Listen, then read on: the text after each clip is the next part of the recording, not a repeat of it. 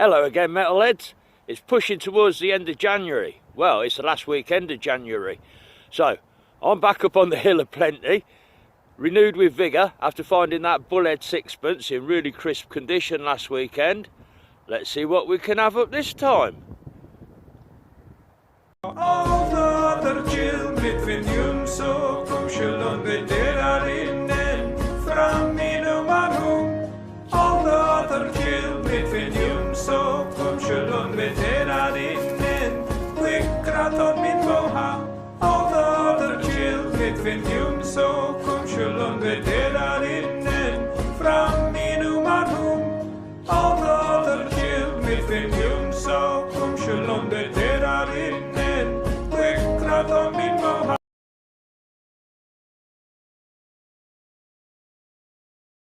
Okay, metalheads, we're about 10 minutes into the session. In on a wafer thin copper coin.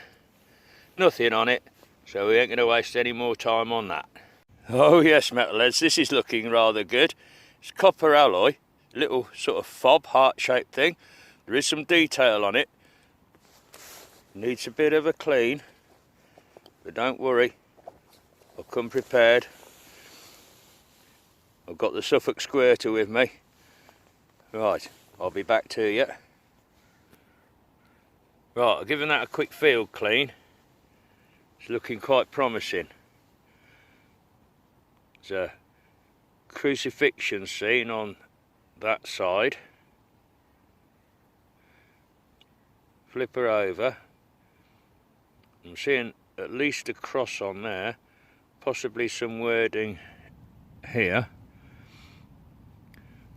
I'm rather happy with that, but that's going to need Operation Pink stuff when I get home. That is going to come up rather cool, I think. Right, we'll catch up with that little piece later on in the video. Hey, look at this one, metalheads. I like this. It's a little trade weight, look. I've had these before, but not one that's actually marked. You make it out at the top there, there's a crown, and then GR, Georgius Rex. That's got to be 200, pushing 300 years old. Got a set of little digi scales at home. I'll pop this little weight on them when I get back and see if we can get some kind of reading of what it would measure. Cool. That's history for you. I like that.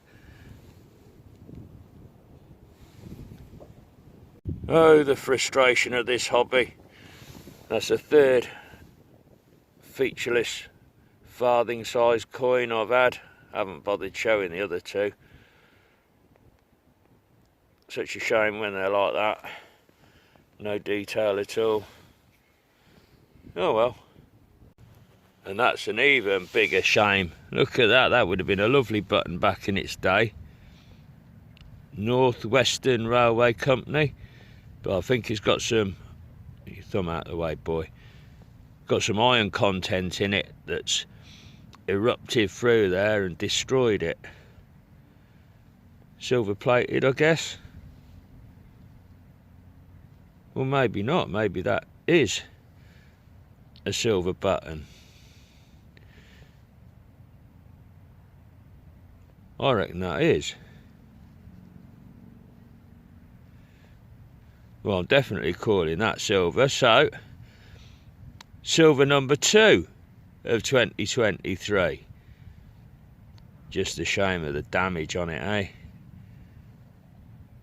Oh dear. How sad. Never mind. As you all should know, I don't generally show buttons, but you're getting back-to-back buttons now.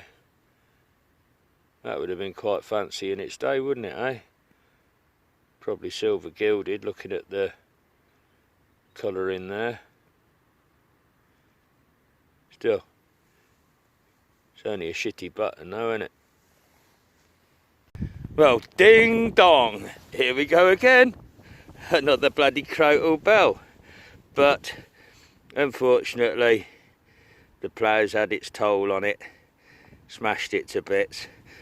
But you're just gonna love this, oh you custard Garrett haters. It come from down there, tip of my pinpointer.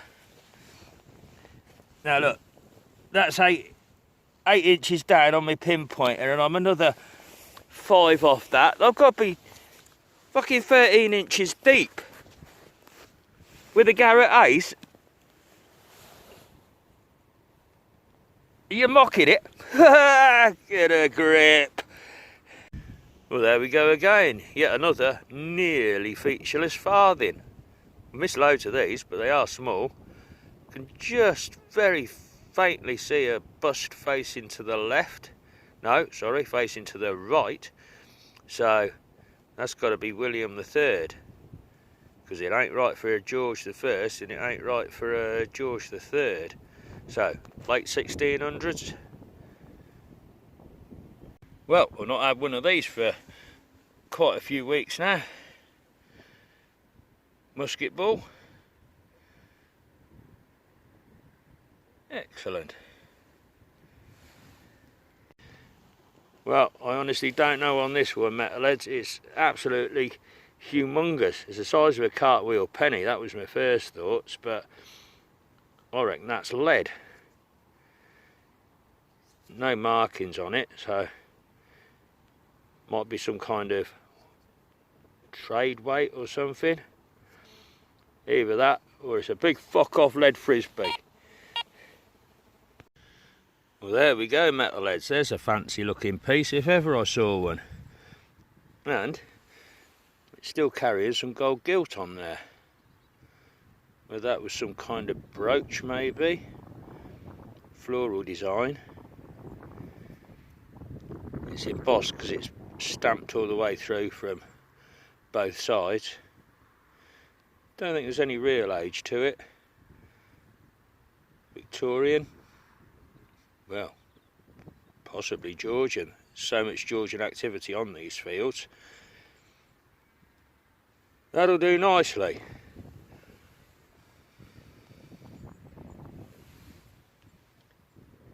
Right, metalheads, let's do a live reveal on this one. It's an absolutely rock solid 87 in all directions.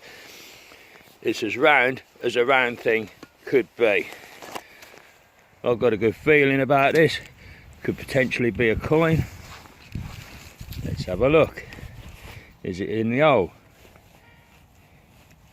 Nope. Is it in the plug? Oh yes indeedy. Pointer.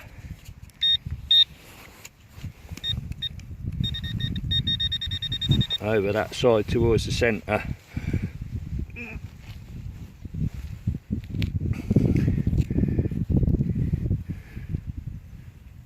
Bit of flower pot.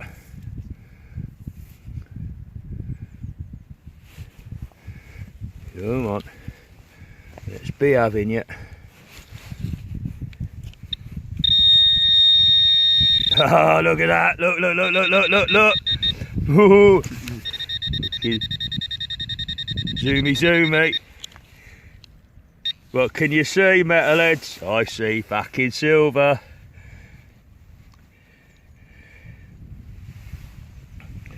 Boom! Dirty great big florin. 1941, so it's 50% silver. That's going to be George VI. There he is. What a fucking belter that is. And a live reveal. Ho, ho, ho, ho, ho. Silver number 3 of 2023. Let me put you on pause. Get the Suffolk squirter out and give that a clean up. Oh yes. Back with you again. The glint on that. Let's get a bit of shade on it. What a belter. Hey. Garrett loves silver. Absolute snobbery. Do nicely that. And here we go with another coin. Little farthing again. I can make Britannia out on that side. The other side's really crusty, but maybe Operation Pink stuff will pull some detail off that, enough to identify it. But what's amazing me is that there's that little farthing just above my finger there. Move it out of the way and pull the focus back in. Yeah, there. That's where that dirty great big florin come out, and I have gridded up and down here like nobody's business. So how the hell have I missed two targets that close together on real tight gridding? You can't make this hobby up, metalheads, you just can't. Oh, love it. And yes, yet another coin, but no way am I going to get anything off that. That is hopelessly fucking wrecked. The state of it. Still, plenty of missed targets. And yet another scabby little farthing. Too far gone to see anything on that one, I'm afraid. And it's a shame when coins end up that bad. Still, let's carry on. Now then, that's rather interesting. A farthing again. You look closely, you see a monarch there facing to the left. There's his lug hole, his ear right in the middle. I've got a feeling that might be George the IV. So we're going back to 1820 to 1830. Yet another one for Operation Pink stuff. That should reveal a bit more detail. So here we are back at home with the finds board for the roundup. And what a lot we've got here, really. I mean, look at all them buttons as a starter. I don't show digging these because they're just boring, but they're there. Spoons, spoon handles, lumps of lead. Don't know whether that piece of lead worked as a weight at some point. Hinges, ball rings, buckles, broken crotal, bridle rings, pottery. It's all here, and this is on a field that's been really well done. Down to the bottom for the coins, 4 featureless farthings, the threepenny bit,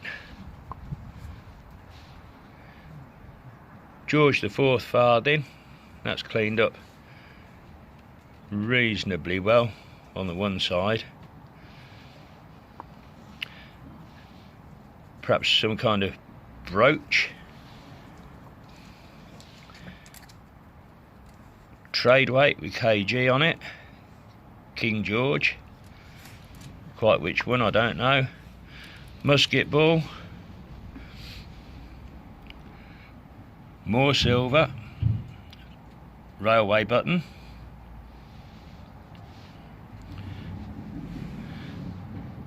This really quite cool piece that's cleaned up.